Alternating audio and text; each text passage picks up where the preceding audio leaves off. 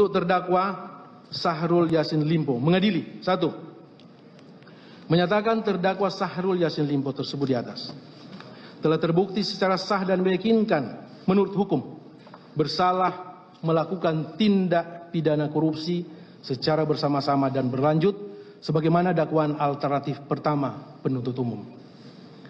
2. Dijatuhkan pidana terhadap terdakwa Syahrul Yassin Limpo oleh karena itu dengan pidana penjara selama 10 tahun dan denda sejumlah 300 juta rupiah dengan ketentuan apabila denda tersebut tidak dibayar diganti dengan pidana kurungan selama 4 bulan. 3. Menghukum terdakwa Syahrul Yassin Limpo untuk membayar uang pengganti sejumlah 14.147.144.786 rupiah ditambah 30.000 US dollar Amerika paling lama dalam waktu 1 bulan sesudah putus ini berkekuatan hukum tetap. Jika tidak membayar, maka harta bendanya disita dan dilelang oleh jaksa untuk menutupi uang pengganti tersebut dengan ketentuan apabila terpidana tidak mempunyai harta benda yang mencukupi, maka dipidana dengan pidana penjara selama 2 tahun.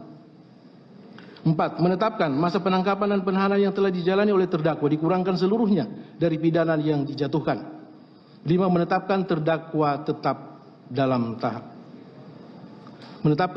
tetap ditahan.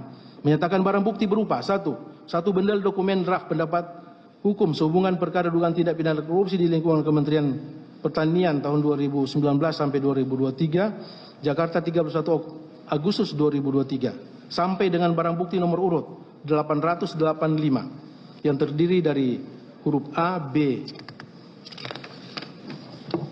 terus A, B, dan C akan dipergunakan dalam perkara lain.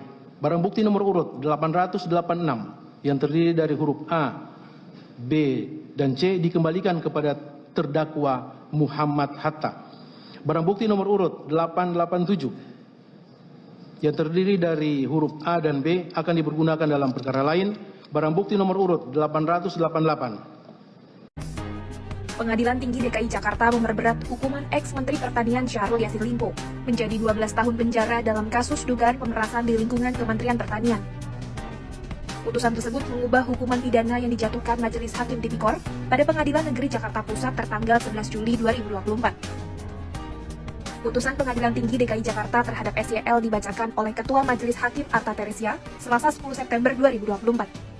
Menyatakan terdakwa Syahrul Yassin Limpo tersebut di atas telah terbukti secara sah dan meyakinkan bersalah melakukan tindak pidana korupsi secara bersama-sama dan berlanjut sebagaimana dakwaan alternatif pertama penuntut umum. 2. Menjatuhkan pidana terhadap terdakwa Syahrul Yassin Limpo oleh karena itu dengan pidana penjara selama 12 tahun. Selain pidana badan, Majelis Hakim Tinggi juga menjatuhkan pidana denda sebesar 500 juta rupiah, subsidi 4 bulan kurungan kepada ex-mentan itu. Tak hanya itu, Majelis Hakim Pengadilan Tinggi juga mengubah hukuman tambahan berupa pembayaran uang pengganti menjadi 44.777.204 rupiah, ditambah 30.000 dolar Amerika Serikat. Hukuman tersebut lebih berat daripada vonis 10 tahun penjara yang dijatuhkan oleh Pengadilan Tipikor Jakarta. Di tingkat pertama, SYL juga hanya dijatuhi pidana denda sebesar 300 juta rupiah, subsidi 4 bulan kurungan. Kemudian SYL juga dijatuhi pidana uang pengganti sebesar 14.147.144.786 rupiah dan 30.000 dolar Amerika Serikat. Adapun, perkara itu bakal diadili oleh Hakim Arta Teresia sebagai Ketua Majelis bersama Hakim Subahran Hardi Mulyono, Hakim Teguh Haryanto, Hakim Anton R. Saragih, dan Hakim Hotmama Yamarbun sebagai anggota majelis. Kita akan lihat perjalanan kasus ini dimulai pada awal 2023. Menurut KPK, penyelidikan dimulai awal tahun ini. Itu artinya bisa dikatakan bahwa KPK ingin memberitahu kasus ini bukan baru dimulai pada saat peta politik berubah seperti itu. Kemudian pada 26 September, dari awal kemudian hingga menuju akhir tahun, sprindik tersangka Syahrul Yassin Limpo ini diteken setelah dilakukan gelar perkara. Itu artinya setidaknya KPK sudah memiliki 2 alat bukti yang cukup untuk menyatakan Syahrul Yassin Limpo ini menjadi tersangka dalam kasus korupsi. 2 hari kemudian, nah disinilah mulai ketahuan publik.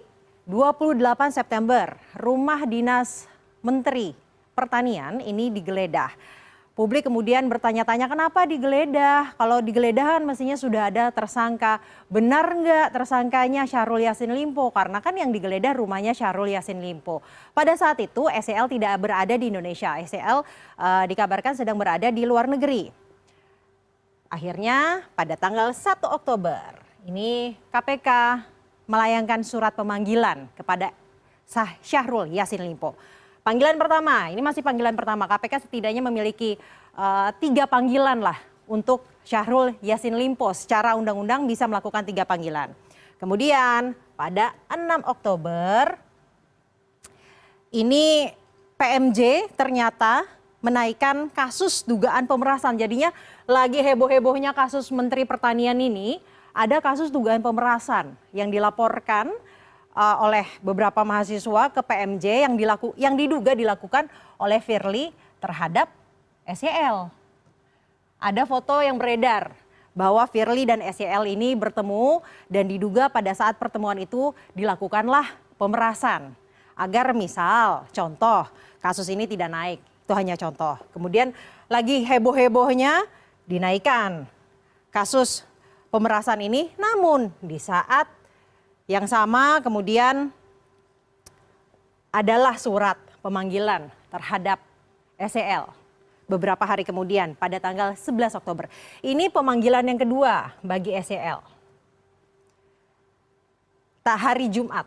Nah, pada saat dipanggil ini ternyata SEL juga melakukan gugatan pra-peradilan. Jadi kesannya saling serang menyerang, yang satu memanggil panggilan kedua, yang satu mengajukan pra-peradilan. Kemudian terakhir pada tanggal 12 Oktober, tiba-tiba katanya si SEL sebenarnya mau kooperatif dari panggilan kedua ini.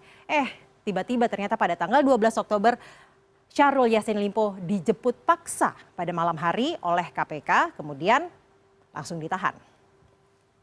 Kasusnya apa sebenarnya? Kita akan cek kasusnya apa ya. Aliran dana uang korupsi. Jadi diduga selama menjabat, selama SEL ini menjabat, dia mendapatkan aliran dana sekian, 13,9 miliar rupiah. Tentunya dipertanyakan dong, aliran dananya kemana aja? Ini yang menarik. Untuk bayar cicilan Alphard, untuk bayar tiket pesawat bagi keluarga, kemudian cicilan kartu kredit, perbaikan rumah, skincare.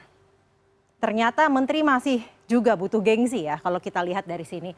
Dan terakhir, Wakil Ketua KPK Alexander Marwata pada hari Jumat kemarin mengatakan ada diduga aliran dana kepada Partai Nasdem, partainya Syahrul Yassin Limpo. Namun Alex juga mengatakan ini masih harus diselidiki lebih lanjut. Nah, Nasdem mempertanyakan hal ini dan kemudian sudah membantah serta mau mengambil langkah-langkah hukum. Langkah hukum apa saja, opsi apa saja yang akan diambil oleh Nasdem, kita akan lihat selanjutnya. Menurut